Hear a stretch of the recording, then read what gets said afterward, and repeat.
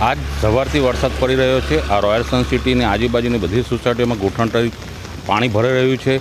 જો અવનવો વરસાદ પડશે તો દરેક સોસાયટીના ઘરમાં પાણી ભરી શકે તેવી શક્યતાઓ છે।